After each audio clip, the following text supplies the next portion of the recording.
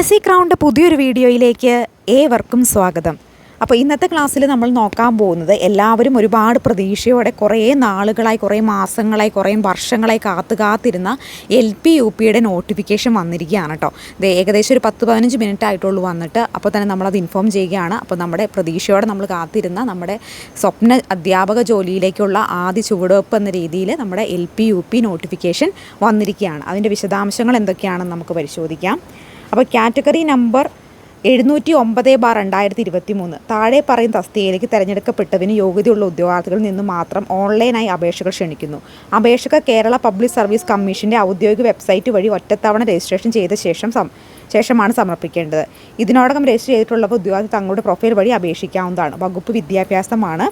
LP school teacher, Malayalam മാധ്യമം. പിന്നെ ശമ്പളം കൊടുത്തിട്ടുണ്ട്. പിന്നെ ഒഴിവുകളുടെ എണ്ണം ജില്ലാ അടിസ്ഥാനത്തിലാണ്. തിരുവനന്തപുരം മുതൽ നമ്മുടെ കാസർഗോഡ് വരെയുള്ള ജില്ലകളുടെ ഒഴിവുകളാണ് വന്നേക്കുന്നത്. ഓരോ ജില്ലയ്ക്കും സെപ്പറേറ്റ് ആയിട്ടാണ് നിങ്ങൾ അപേക്ഷിക്കേണ്ടത്. അതായത് ഒരാൾക്കൊരു ജില്ല മാത്രമേ വയ്ക്കാൻ സാധിക്കുകയുള്ളൂ.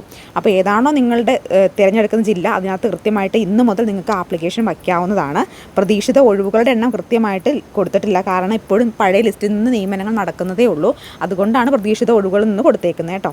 അപ്പോൾ കൃത്യമായിട്ട് എല്ലാവരും നോട്ടിഫിക്കേഷൻ വന്ന സ്ഥിതിക്ക് നിങ്ങൾക്ക് സമയം കിട്ടുന്ന പോലെ അധികം വൈകാതെ, എന്നാൽ ഒത്തിരി തിരക്ക് പിടിക്കേണ്ട ആവശ്യമൊന്നുമില്ല. ദിവസങ്ങളുണ്ട് ആപ്ലിക്കേഷൻ വയ്ക്കാനായിട്ട്. അപ്പോൾ കൃത്യമായിട്ട് നിങ്ങൾ അപേക്ഷിക്കുക. അപ്പോൾ കാറ്റഗറി നമ്പർ 709/2023 LPയുടെ കാറ്റഗറി നമ്പറായിട്ട് വരുന്നത്. ഇനി അടുത്തത് UPSCയുടെ ആണ്. UPSCയുടെ കാറ്റഗറി നമ്പർ വരുന്നത് 707/2023. മുകളിൽ പറഞ്ഞിട്ടുള്ള കാര്യങ്ങൾ തന്നെയാണ്, ആദ്യം പറഞ്ഞിട്ടുള്ള കാര്യങ്ങൾ തന്നെയാണ് ഇതിനകത്തും വരുന്നത്. തിരുവനന്തപുരം മുതൽ കാസർഗോഡ് വരെയുള്ള ജില്ലകളിലാണ് ഒഴിവുകൾ വരുന്നത്. ഇതും പ്രതീക്ഷിത ഒഴിവുകളാണ്. കാരണം കഴിഞ്ഞ ലിസ്റ്റിൽ നിന്ന് അപ്പോയിൻമെൻറ്റ് നടക്കുന്നതേ ഉള്ളൂ. അപ്പോൾ നിങ്ങൾ കൃത്യമായിട്ട് UPSC എഴുതാൻ പോകുന്നവരും കൃത്യമായിട്ട് ഇതിന് അപേക്ഷിക്കുക.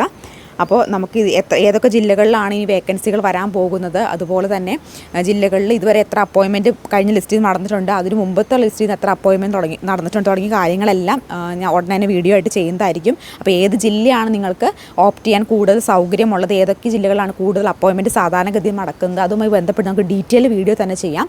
അപ്പോൾ LPSC UPSCക്ക് പഠിക്കുന്നവർ ഉദ്യോഗാർത്ഥികൾക്ക് വേണ്ടി നമുക്ക് ഗ്രൂപ്പുണ്ട്. ഗ്രൂപ്പിൻ്റെ ലിങ്ക് ഡിസ്ക്രിപ്ഷൻ ബോക്സിൽ മെൻഷൻ ചെയ്തിട്ടുണ്ട്.